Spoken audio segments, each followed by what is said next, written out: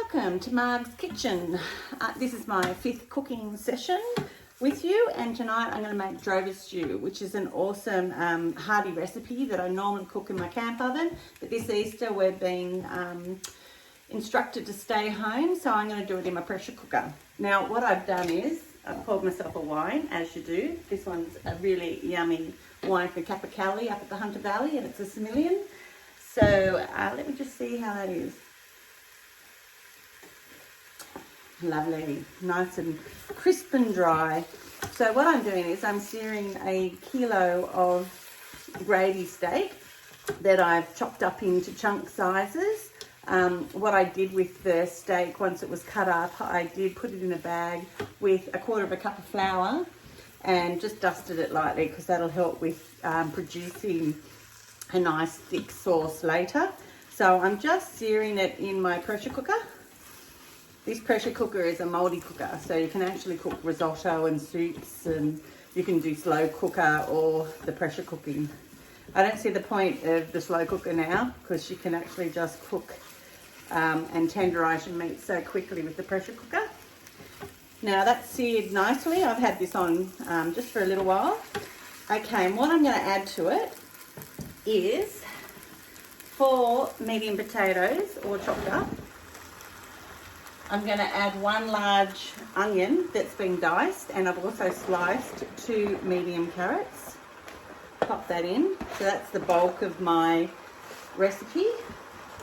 To that, I'm going to add a whole can of tin tomatoes, and I'm very lucky I found this at the shops. Tomatoes are hard to find at the moment. People are still panic buying, and things haven't returned to the shops like they should. So I've got a whole large can. It's a 800 gram tin. I've got some Italian herbs. You can use any dry herbs, oregano or mixed herbs, but I'm going to add 2 teaspoons, big heat ones, to my stew. I'm also going to add a cup of red wine. Now this is red wine from my chili for a crowd recipe I cooked at my first session. This is my cooking wine. It's not going to break the budget. It's just a cheap one from Dan Murphy's. Let me see. It is Eagle Hawk, a Shiraz, and it was only $5. So I've got a cup of Shiraz. Pop that in there. It's always good to cook with some wine. Red wine always is beautiful in a stew. Now, what else I'm going to add is a cup of water to help with the liquid to this stew. So put a cup of water in, and then I have 2 big cloves of garlic that I've used my mincer up with, and I'm going to add the crushed garlic as well. So I've actually put they were big cloves, so we love a bit of garlic. Got to have a bit of flavour. So I'm going to pop that in like that. So this is all going into my pressure cooker. This could all be done in a slow cooker. You could do it in the morning and then leave it to tenderize that meat. So that's my 2 stock. And the last thing I have to add is 2 cubes of beef stock to add that extra flavor. So I'm just crumbling that up like that. Let me get this second one. Just like that, crumbled up. Now I'm just going to mix through.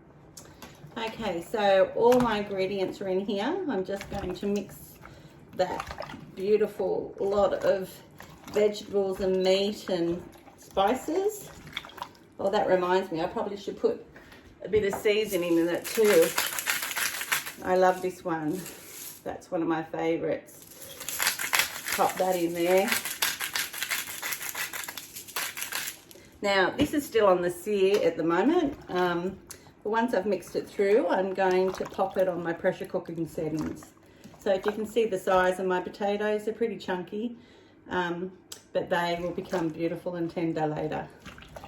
So just mixing this through. You can smell that red wine and the tomatoes and the herbs. So I think that looks pretty good to go. And it's probably the most I can possibly put in my pressure cooker in quantity wise. So I'm going to pop my lid on, lock it in, make sure my little seal is in the center, and then I'm going to select, just got to stop it here, pressure cook, find my meat setting, and then I'm going to put a cooking time of 30 minutes for this one because I really want it to be tender, and start. And that's all I have to do. So how easy was that? All I have to do now is wait for it to come to pressure and cook until it buzzes, release the steam. What I normally do is pop my chucks over the top of the steam where it's released, just so it doesn't get onto my ceiling. Anyway, bon appetit. Thanks for watching. I just wanted to show you that this is what my pressure cooker looks like. It's the brand is Philips, and I totally recommend it. I'm also going to cook these up to serve with our stew. Delicious.